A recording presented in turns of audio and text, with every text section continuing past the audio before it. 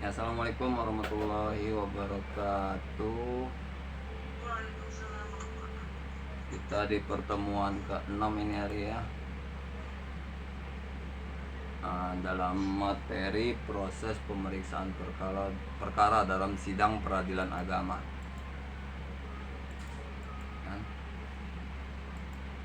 Dalam tahap pertama ini kita bahas masalah sidang pertama dan pengertiannya. Jadi dalam sidang pertama ini memiliki beberapa arti ya. Dalam beberapa arti, kalau kita di pengadilan agama itu ada beberapa arti. Yang pertama itu jika tergugat atau termohon dalam perkara sudah dipanggil dengan patut, ia atau kuasa sahnya tidak datang menghadap pada sidang pertama, ia akan diputus secara first take. Ya. First take. Pakai fee. Jadi kalau tergugat atau termohonnya yang tidak hadir ya, kita sebagai penggugat, kita sudah mengajukan gugatan dan pihak pengadilan sudah memanggil secara patut, itu biasanya 3 kali pemanggilan dilakukan oleh pihak pengadilan sebelum tanggal sidang. Sudah dilakukan 3 kali dan diterima surat panggilan oleh pihaknya langsung atau keluarganya. Akan tetapi pihak tergugat tidak hadir, maka majelis hakim dapat memutus ini secara first take. First take itu jika pihak tergugat itu tidak menghadiri undangan pemeriksaan perkara. Yang kedua, jika penggugat atau pemohon sudah dipanggil dengan patut, ia atau kuasa tidak dapat menghadap pada sidang pertama, ia akan diputus dengan digugurkannya perkara atau perkara gugur. Ya, jika penggugat atau pemohon yang sudah dipanggil ternyata tidak datang, maka perkaranya gugur. Kenapa? Karena sejatinya perkara ini diadakan atas keinginan penggugat atau pemohon. Ya. Jadi kalau dia juga sudah penggugat pun nantinya atau pemohon itu akan dikirimkan juga surat panggilan sebagai pengingat bahwa persidangan akan dimulai. Jika sudah dikirim surat panggilan sebanyak 3 kali, penggugat atau pemohon tidak hadir ke persidangan, tergugat hadir, ini artinya perkara diputus gugur, atau dengan kata lain pihak penggugat atau pemohon tidak serius ingin melanjutkan perkara. Ya. Jadi kalau sempat ini terjadi, biasanya kalau ingin mengajukan lagi, pengadilan agama akan mempertimbangkan dengan sangat apakah menerima permohonan ini. Maka hati-hati, kalau memang ingin mengajukan gugatan, ya datangi aja, ikuti prosedurnya segala macam. Jangan kita sudah mengajukan, jadwal sidang sudah ditentukan, kita tidak hadir. Itu namanya kita tidak menghargai pengadilan. Ya. Lain hal kalau misalnya sakit atau memang perawatan, pasti kita bisa memberikan surat keterangan dokter atau dokter yang merawat kita bisa menyampaikan pemberitahuan ke pihak pengadilan, ya kan? Dalam hal ini juga ada masalah sanggahan atau eksepsi. Sanggahan atau eksepsi relatif hanya boleh diajukan pada sidang pertama. Nah, kalau diajukan sesudah itu tidak akan diperhatikan lagi. Jadi nanti surat pemberitahuan jadwal sidang pertama, ya, pemberitahuan jadwal sidang pertama disertai surat gugatan dari pihak pemohon atau surat permohonan dari pihak pemohon. Ya, itu ada. Jadi jika memang kita sebagai pihak tergugat ingin menghadiri perkara atau pihak termohon ingin menghadiri perkara, harap siapkan surat balasannya, surat jawabannya atas gugatan pemohon. Ya, ada juga gugatan balik. Gugatan balik juga hanya boleh dilakukan sidang pertama. Jadi selain kita diharuskan menjawab gugatan atau permohonan dari pihak pemohon atau penggugat, kita juga bisa mengajukan gugatan balik ya terkait dengan kasus itu. Kalau kasus perceraian ya yang dibahas perceraian dulu, jangan harta bersama, jangan masalah anak ya. Jadi kalau dia biar satu dulu, selesai dulu perceraian, baru kita bisa membahas gugatan harta bersamanya, gugatan anaknya bisa terpisah dengan nomor perkara yang berbeda.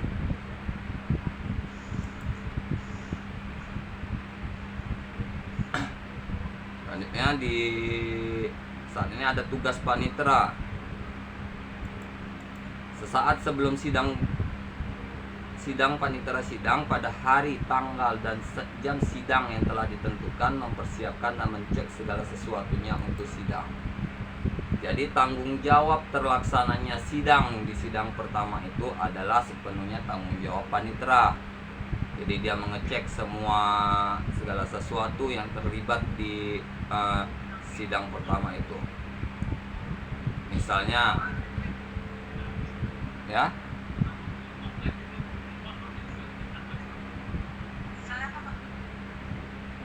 misalnya para pihak ya, majelis hakim ini bisa nggak di hari yang sudah ditetapkan, ya kan?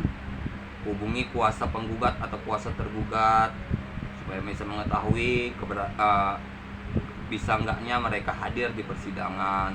Jika dibutuhkan di hari pertama persidangan itu saksi-saksi, konfirmasi juga ke pihak penggugat maupun tergugat apakah saksi-saksinya bisa dimungkinkan untuk hadir atau tidak.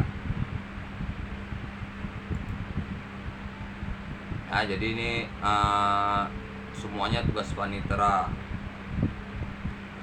Jadi panitera melapor kepada ketua majelis. Setelah semuanya sudah selesai, panitera melapor kepada ketua majelis. Lalu panitera sidang siap menunggu di ruang sidang. Ada tempat duduk yang disediakan baginya, telah siap memakai baju panitera sidang. Jadi yang pertama ada di ruang sidang itu adalah panitera sidang ya.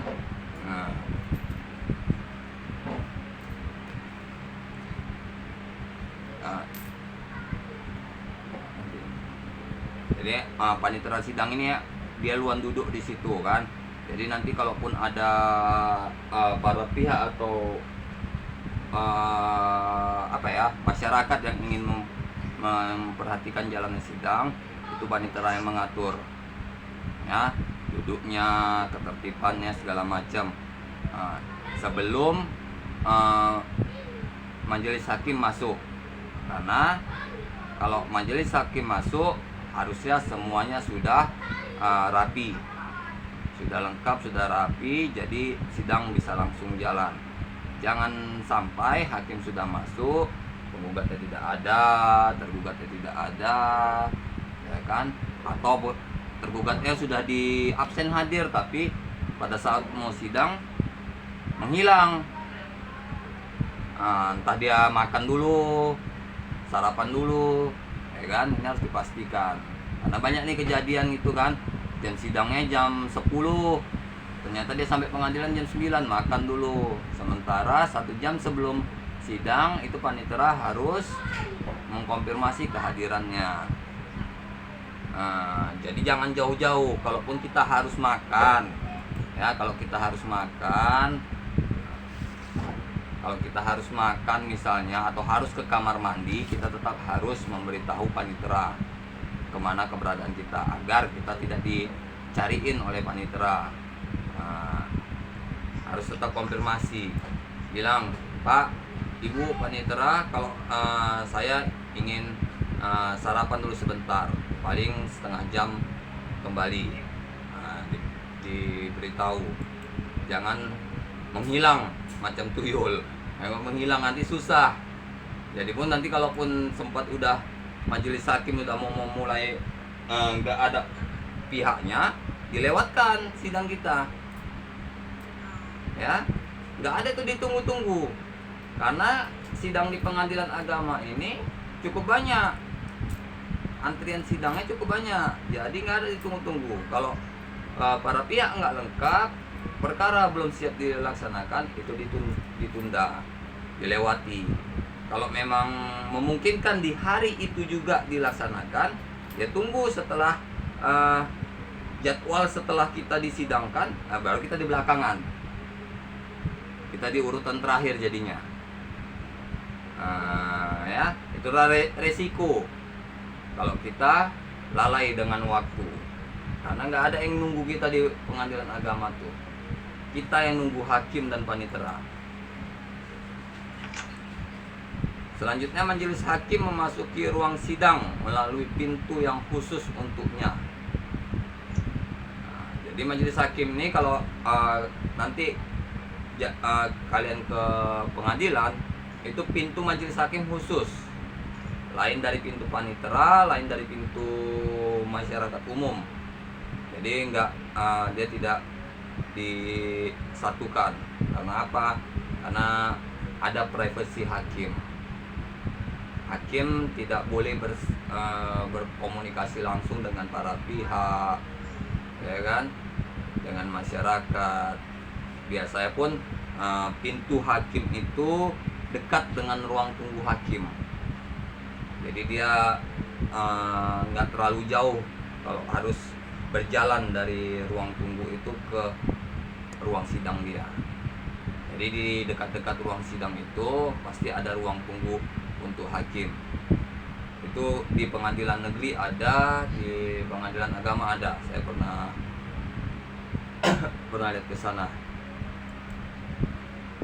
Selanjutnya, begitu majelis hakim memasuki ruang sidang, panitera mempersilakan hadirin berdiri, dan setelah hakim duduk, mempersilakan kembali hadirin untuk duduk.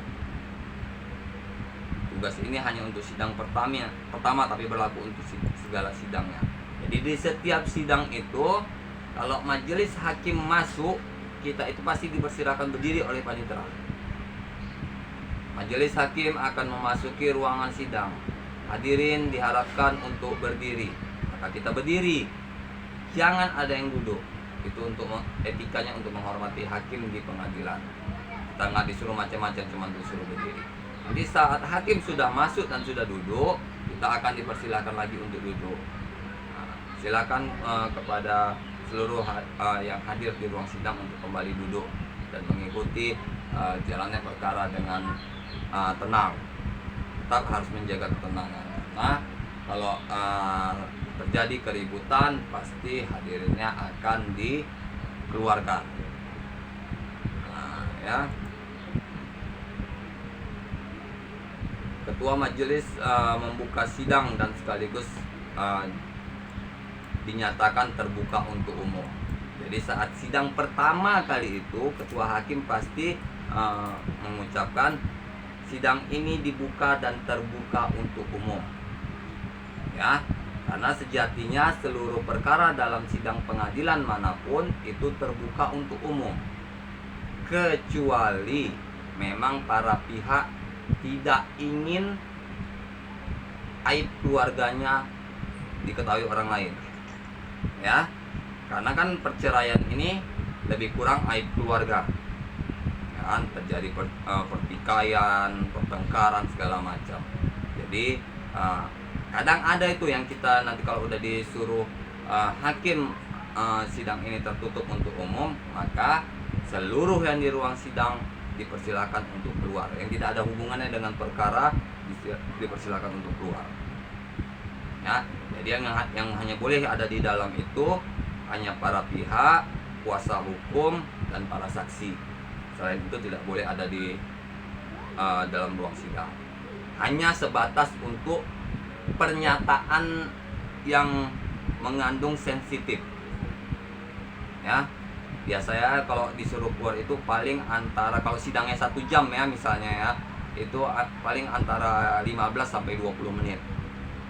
Setelah itu dibuka lagi, kita boleh masuk lagi. Hanya ada beberapa perkataan khusus yang tidak layak dipublikasikan ke masyarakat, maka itu akan tertutup untuk umum. Karena sejatinya di pengadilan agama, kalau dalam satu ruang sidang itu bukan hanya kita yang ada di ruangan sidang, terlebih ada anak-anak magang, ya kan? Anak-anak magang pasti dipersilakan oleh pihak pengadilan untuk duduk. Karena pengalaman saya waktu kuliah juga seperti itu. Saya magang di pengadilan agama, duduk di ruangan sidang, ya kan? Ternyata orang sidang pengadilan agama itu salah menaruh kami. Ditaruhnya di perkara yang tertutup untuk umum. Jadi kami dipersilakan oleh hakim untuk keluar dari ruang sidang, atau dengan kata lain diusirlah oleh hakim. Bahasa kasarnya itulah diusir oleh hakim.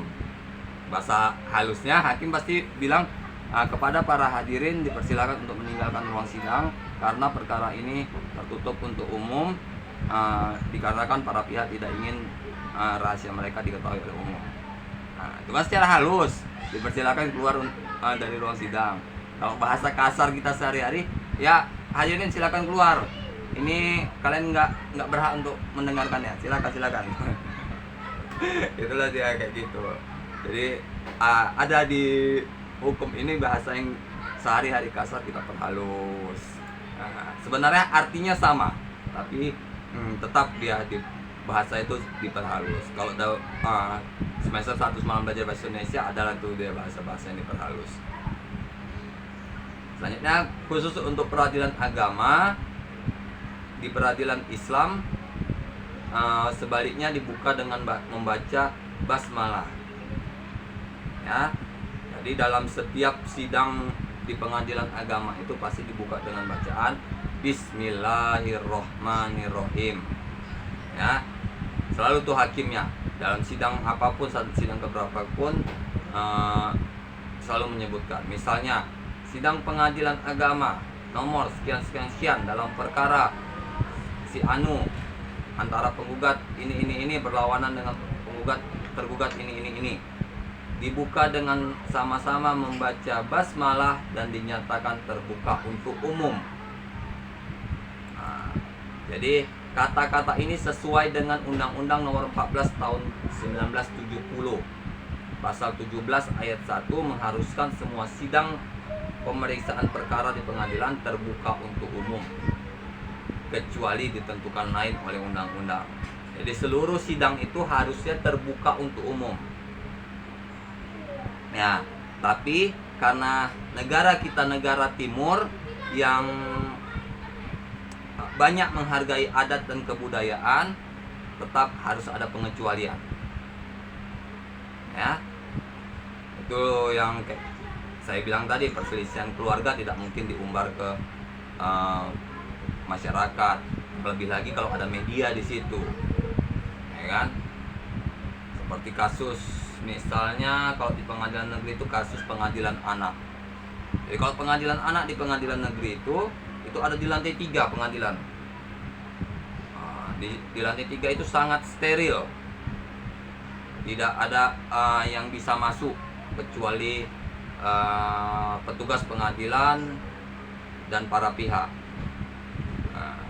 Kalau di pengadilan umumnya, tidak di pengadilan anaknya, pengadilan negeri umumnya, kalau tertutup untuk umum itu kita dikeluarkan, semua jendela ditutup, pintu ditutup semua, betul-betul terkurung di dalam. Jadi orang luar pun yang menguping pun nggak kedengeran, karena memang nggak boleh. Saya udah menjalaninya itu betul-betul.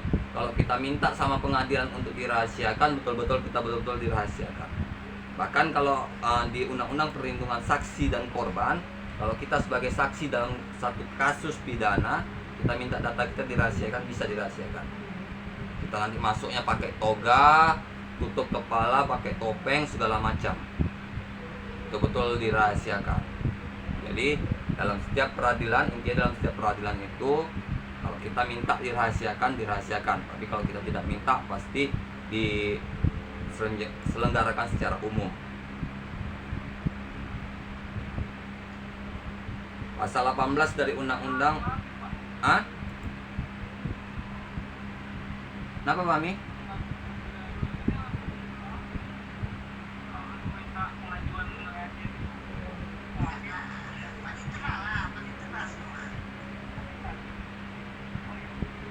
Ya, kita bisa meminta kepada panitera, nanti panitera pun minta ke hakim. Hakim nanti menanyakan lagi kepada pihak, apa benar sidang ini dimintakan untuk tertutup. Jika iya, maka akan ditutup.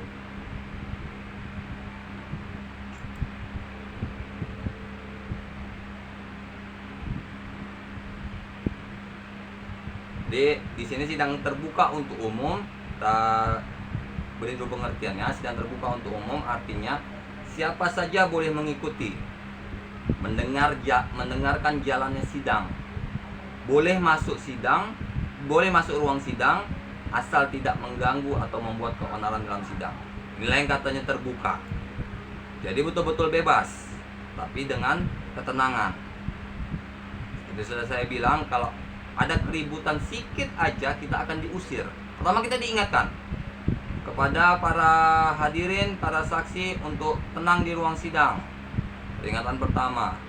Peringatan kedua, peringatan ketiga juga tidak tenang, maka akan diusir.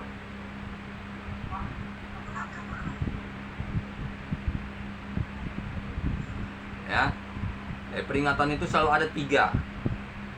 Pertama, diulang juga, masih ribut juga ruang sidang itu, masih ada yang mungkin bergosip, bisik-bisik, tapi kedengaran ke hakim, karena ruang sidang itu semacam hampa. Jadi kalaupun kita bicara kecil pun menggema, ya, menggema itu bakalan kedengaran juga tuh ke hakim, pasti dibilangnya. Tetap yang hadirin untuk agar lebih tenang di dalam ruang sidang. Jika tidak, silahkan meninggalkan ruangan sidang. Kedua, ketiga tidak juga. Pada hadirin saya persilakan untuk meninggalkan ruangan sidang, karena dapat mengganggu jalannya persidangan. Juga dalam hal ini pihak-pihak bagi keperluan perkara, jika dirasa perlu, boleh merekam jalannya sidang dengan tape recorder, sehingga mereka sewaktu dapat menyimak sidang bagi kepentingan pembelaan perkaranya. Ya, jadi para saksi ini nantinya dapat juga hadir dari sidang pertama, ya, dapat hadir dia di sidang pertama, dia bawa tape recorder, boleh merekam, tapi dengan diberitahu ke hakim, ya, jangan asal sembarang merekam. Ketahuan bisa kena sanksi dari hakim, karena merekam atau mengambil sesuatu tidak dengan izin di dalam acara resmi. Jadi bisa nih saksi-saksi, misalnya saya jadi saksi, saya belum tahu betul ini perkara tentang apa. Jadi saya datang ke ruang sidang sebagai hadirin, ya, saya bawa tape recorder, saya laporkan ke panitera, ke hakim kalau saya bawa tape recorder, saya sebagai saksi ingin mempelajari perkara. Jadi kalau kita bawa tape recorder, kita kasih tahu, maka misalnya itu diberikan orang itu kemudahan untuk kita merekam. Sidang tertutup dimungkinkan kalau ada ketentuan khusus atau ada alasan khusus yang diajukan pihak atau pihak-pihak yang menurut majelis dikabulkan. Ya, ini kalau sidang yang tertutup ini pasti ada alasan tertentu dari para pihak yang biasanya cukup sensitif. Ya, misalnya cerainya gara-gara suami kasar. Suami berperilaku kasar, misal, itu bisa dimintain tertutup. Suaminya main pukul, suaminya main tendang, itu bisa ditutup, dilakukan tertutup untuk umum. Karena kalau enggak, bisa jadi nanti saksi yang mendengar atau masyarakat yang mendengar malah melaporkannya ke polisi, ya kan? Karena kekerasan dalam rumah tangga termasuk juga, kalau nggak salah saya itu pidana publik. Jadi kalau kita mendengar tetangga lagi ribut, kita bisa laporkan ke polisi. ribut dalam hal udah pukul-pukulan ya. Iya, dalam hal udah pukul-pukulan. Ya, udah terjadi kekerasan fisik. Kalau ribut mulut ya janganlah kita laporkan, kita juga kena marah sama polisi nanti. Kalau udah terjadi pukul-pukulan, misalnya anak udah kena pukul, udah berdarah, kita bisa telepon polisi, biar polisi langsung datang. Karena itu udah kasus publik, kejahatan hukum publik. Jadi bukan privat lagi, walaupun dalam lingkup keluarga, tapi udah menjadi urusan masyarakat. Tindak kekerasan ini.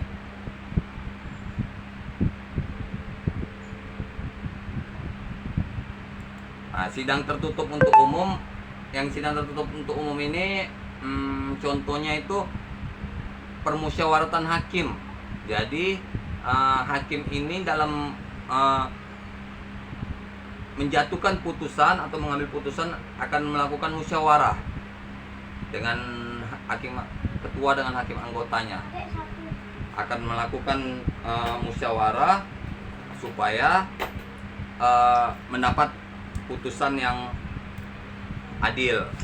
Jadi saat musyawarah ini tidak boleh didengar oleh pihak manapun, karena itu adalah privasi hakim. Ada nilai-nilai tersendiri di situ. Bahkan biasanya pun panitera pun tidak terlibat di dalamnya.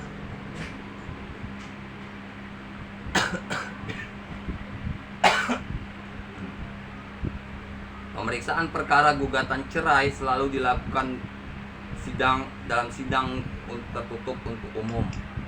Ya, pada umumnya sidang cerai itu tertutup untuk umum karena kebanyakan, saya tidak bilang semua, kebanyakan cerai itu pasti tidak dengan baik-baik. Ya kan? Jarang ada yang cerai baik-baik. Ya udahlah, Mas, kita pisah aja. Yuk, kita daftarkan ke pengadilan. Nggak ada. Pasti cerai itu udah ada pertikaian terlebih dahulu, udah ada sengketa terlebih dahulu, udah ada sakit hati, udah ada pukul-pukulan, mungkin banyak lah segala macam. Makanya kebanyakan sidang perceraian itu dibuat hakim tertutup untuk umum. Nah, karena itu nantinya akan menjadi aib. Oke lah, di situ tidak jadi masalah kalau ada saksi di situ. Setelah selesai situ, rupanya saksi atau hadirin di situ kenal sama kita. Terakhir udahlah, mulailah dibicarakan. Bapak itu kejam kali sama bininya. Bisa gara-gara bininya sih ditendang ini aja. Nah, tersebarlah kemana-mana hal-hal yang tidak baik. Nah, gosip-gosip, ya kan? Itu yang ditakutkan seperti itu. Jadi fitnah. Dengarnya hanya sepintas-sepintas, jadi fitnah. Karena kalau hakim atau panitera, advokat itu kan sudah ada sumpahnya masing-masing untuk menjaga kerahasiaan data klien atau data yang berperkara. Ya, jadi seberat sejengkel apapun, kalau posisi kita sebagai pengacara, sejengkel apapun kita sama klien kita tidak boleh mengumbar keburukannya. Ya, kita tetap harus menjaganya, karena itu adalah etika profesi sebagai seorang ahli hukum.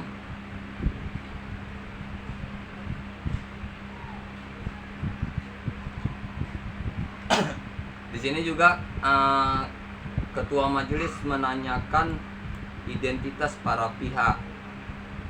Ya, udah ada nih catatan sama majelis hakim, identitas para pihak ini udah ada. Tapi pasti disesuaikan. Ditanya, pihak tergugat nama Anda si ini binti ini, tempat tanggal lahir, alamat KTP, alamat domisili jika berbeda, pekerjaan saudara, nikah pada tahun berapa. Itu harus disesuaikan, ya, karena jangan sampai jadi joki, ya kan. Kalau nggak dicek gitu, kalau nggak dicek gitu tergugatnya bisa dijokikan. Karena kalau di luar negeri itu ada juga, karena nggak terlalu dulu kan dijokikan dia. Kan nggak tahu, kita daftar perkara kan nggak pakai foto, ya kan? Daftar perkara nggak pakai foto. Kalau di Indonesia belum ada di Indonesia belum ada, khusus di Indonesia kayaknya belum ada.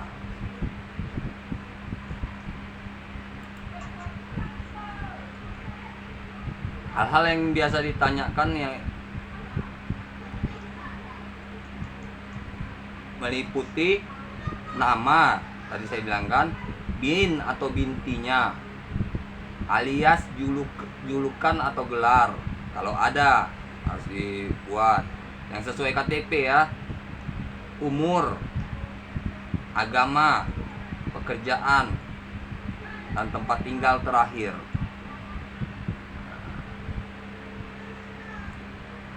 Identitas pihak ini di sini sangatlah formal.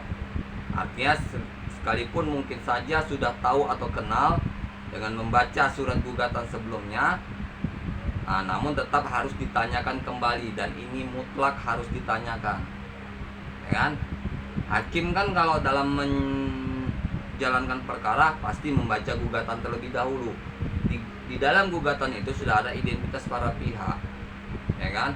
Pihak satu sebagai penggugat, pihak dua sebagai tergugat, pihak satu sebagai pemohon, pihak kedua sebagai pemohon. Sudah ada datanya, sudah dibaca. Tapi hakim tetap menanyakan untuk memastikan kecocokan data. Mana tahu ada perubahan data, ya kan? Rumahnya udah pindah. Rumah saya udah pindah, Pak. Semalam yang Bapak kirim itu rumah mama saya. Kan bisa. Jadi sidang selanjutnya dikirim ke rumah yang betul.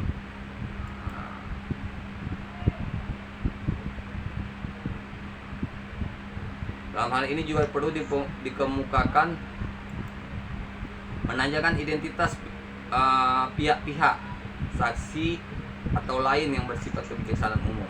Jadi seluruh pihak yang berkaitan dengan perkara ditanya identitasnya, ya. Pihak penggugat, tergugat, pihak saksi-saksi dari penggugat dan tergugat itu harus ditanya identitasnya.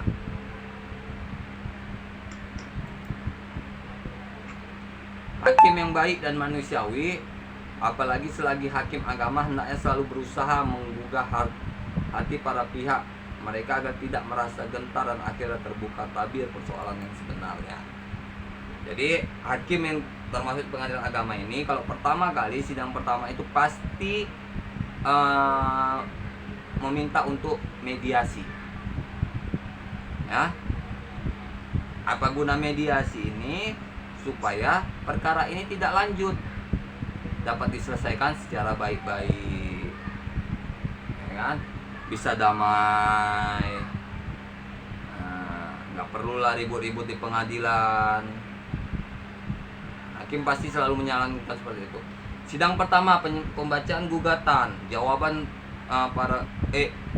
pembacaan data diri para pihak, ya, data diri para pihak sudah dibacakan. Disarankan oleh majelis hakim untuk dilakukan mediasi dengan satu hakim mediator yang ditunjuk oleh pihak pengadilan. Dan dikasih hakim mediatornya satu, dilaksanakan mediasi tanggal sekian, tempatnya ditentukan, mau di luar mau di pengadilan agama ditentukan. Diambil jalan tengah. Apa permasalahannya? Ya. Apa permasalahannya? Permasalahan dari pihak si A, pihak si B, penggugat tergugat, supaya dicari jalan tengahnya, supaya bisa diselesaikan tanpa sidang, ya. Mana tahu bisa rujuk lagi baik-baik, ya kan? Jangan sampailah berpisah, kasihan anak-anak.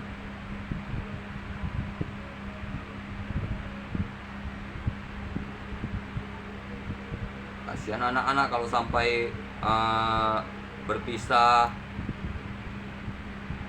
Jadi pasti menyarankan hal-hal yang demikian. sini juga majelis hakim juga selalu menganjurkan damai, dalam setiap sidang selalu menganjurkan damai. Ayolah para pihak sebisa mungkin untuk damai, carilah jalan tengahnya. Gimana jalan tengahnya supaya perkara ini bisa damai, bisa baik-baik saja. Janganlah pula sampai lanjut perkara, sehingga karena kebiasaan kalau lanjutnya perkara ini pastinya nanti akan menyebabkan hubungan yang tidak enak, ya, menyebabkan sakit hati antara para pihak, ya. Nanti rebutan anak, udah pisah, anaknya disembunyikan, dibawa keluar kota, segala macam, ya. Jangan seperti itu. Kalaupun harus pisah, tetap menjaga hubungan baik. Jadi gitulah kalau kita nanti menangani klien kita. Kalau memang dia kekeh, kita sebagai pengacara, dia kekeh tetap ingin berpisah atau cerai, tetap kita sarankan dia untuk menjaga hubungan baik demi anak-anaknya. Karena pada dasarnya perceraian ini korbannya anak-anak, bukan suami atau istri. Selanjutnya ada pembacaan surat gugatan. Jadi setelah tadi anjuran damai, lalu dilanjutkan oleh pembacaan surat gugatan oleh penggugat atau kuasa hukumnya yang sah, kecuali penggugat buta huruf atau menyerahkan kepada panitera sidang. Kadang ada tuh penggugatnya buta huruf, jadi diserahkannya kepada panitera sidang. Di tingkat banding dan di tingkat kasasi lain halnya, yang membacakan segala berkas yang perlu itu adalah panitera langsung, ya. Jadi khusus di tingkat pertama itu para pihak, tapi kalau di tingkat banding atau kasasi itu panitera yang mengadakan, yang membacakan tetap panitera.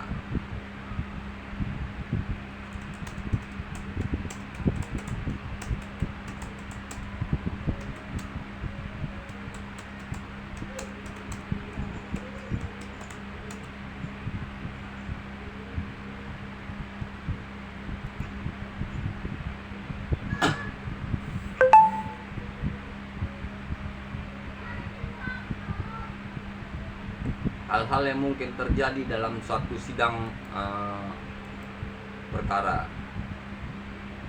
Pihak-pihak tidak hadir di muka sidang, ya.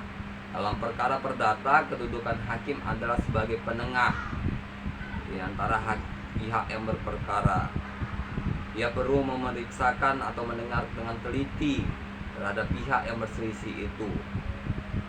Itulah sebabnya pihak yang pada prinsipnya harus semuanya hadir di muka sidang.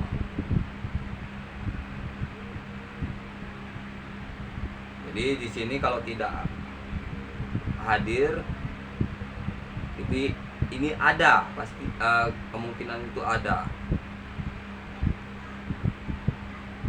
Jadi kalau sempat tidak hadir, maka dilakukan pemanggilan kembali dalam sidang pertama sebelum dilakukan pemutusan first take atau digugurkan seperti yang saya bilang tadi. Yang kedua, penggugat tidak hadir, perkaranya digugurkan. Konsekuensinya adalah perkara yang diajukan akan digugurkan. Penggugat yang tidak hadir ini disebut dalam kitab fikih dengan istilah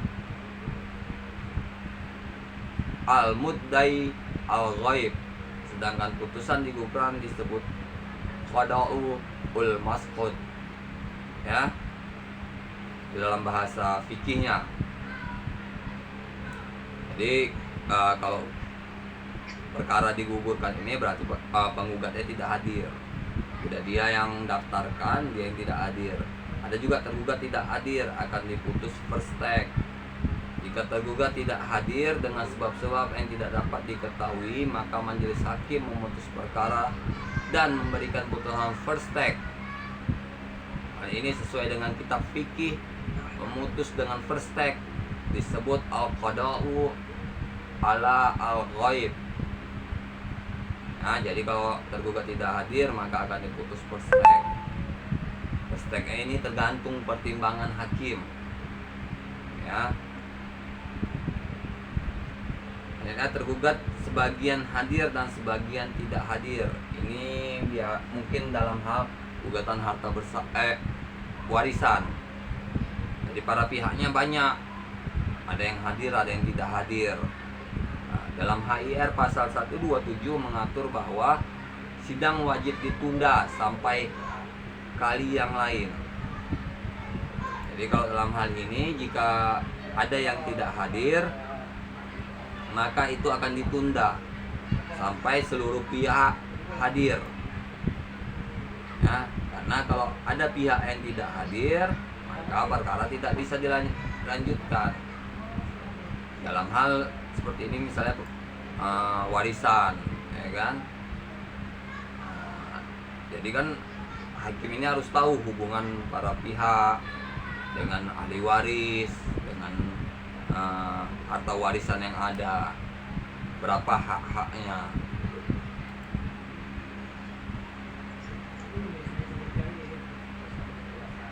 Penggugat atau tergugat hanya hadir di sidang pertama. Pada sidang pertama tergugat mungkin hadir, tetapi pada sidang selanjutnya tidak pernah hadir lagi. Mungkin sampai sidang pada pengucapan keputusan juga tidak hadir.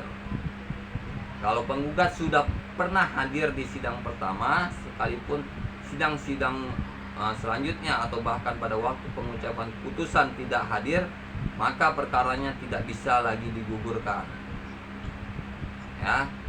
Jadi kalau dia sudah pernah hadir di sidang pertama, jadi perkaranya tetap lanjut. Walaupun tanpa kehadiran dia, tetap dijalankan. Kecuali kalau memang penggugat mencabut gugatannya. Kalau tidak, ya berjalan seperti biasa, hanya saja tanpa bantuan dari penggugat. Keadaan seperti ini pada tergugat atau termohon dalam perkara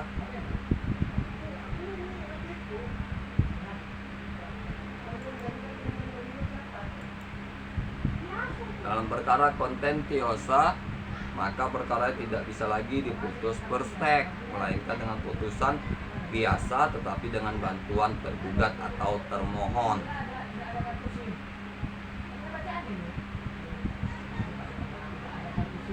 Suatu permasalahan sebagaimana sudah sering dikemukakan bahwa di lingkungan peradilan agama ada perkara permohonan yang melahirkan adanya pemohon dan termohon, tetapi perkara tersebut dianggap perkara peradilan yang sesungguhnya atau jurisdiction contentiosa.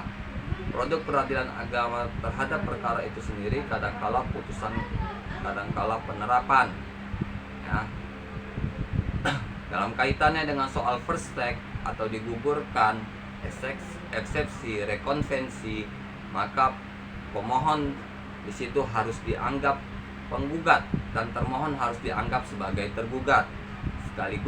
Sekalipun produk pengadilan agama mungkin suatu penetapan itu sebagai konsekuensi bahwa termohon boleh turut ke dalam proses di mana ia berhak banding dan seterusnya hingga kasasi.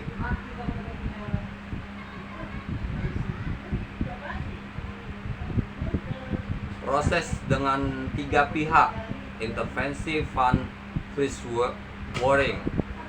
Intervensi atau tussenfors adalah ikut sertanya pihak ketiga untuk ikut dalam proses perkara itu atas alasan adanya kepentingan yang terganggu. Intervensi diajukan karena pihak ketiga merasa bahwa barang miliknya disengketakan atau diperebutkan oleh penggugat dan tergugat. Permohonan intervensi dikabulkan atau ditolak dengan putusan sela. Apabila permohonan intervensi dikabulkan, maka ada dua perkara yang diperiksa. bersama-sama, yaitu gugatan asal dan gugatan intervensi. Free swearing adalah penarikan pihak ketiga untuk bertanggung jawab atau untuk membebaskan tergugat dari tanggung jawab pada penggugat. Free swearing diajukan dengan suatu permohonan dalam proses pemeriksaan perkara oleh tergugat secara lisan atau tertulis. Misalnya, tergugat digugat oleh penggugat karena barang yang dibeli oleh penggugat mengandung cacat tersembunyi, padahal tergugat membeli barang tersebut dari pihak ketiga, maka tergugat menarik pihak ketiga ini agar pihak ketiga tersebut bertanggung jawab atas cacatnya barang tersebut. Selanjutnya ada gugatan kembali atau rekonvensi. Rekonvensi adalah salah satu dari hal-hal yang mungkin terjadi dari jawaban pertama tergugat. Selanjutnya ada pencabutan gugatan. Pencabutan gugatan baik penggugat sendiri atau bersama-sama boleh saja dilakukan asal dengan cara tertentu. Kalau penggugat terdiri dari beberapa orang, ada yang mencabut dan ada yang tidak, maka pencabut hanya berlaku bagi yang mencabut saja, sedangkan perkara tetap jalan bagi yang lainnya. Jika pencabutan terjadi bukan atas perdamaian antara penggugat dan tergugat, melainkan atas kehendak penggugat sendiri, maka perkara itu masih boleh diajukan ke pengadilan di kali yang lain kalau ia mau dengan prosedur perkara yang baru. Dengan dicabutnya permohonan banding dan atau kasasi, maka perkara banding dan atau kasasi tersebut tidak boleh lagi dimohonkan kembali banding atau kasasi sekalipun tenggang waktu banding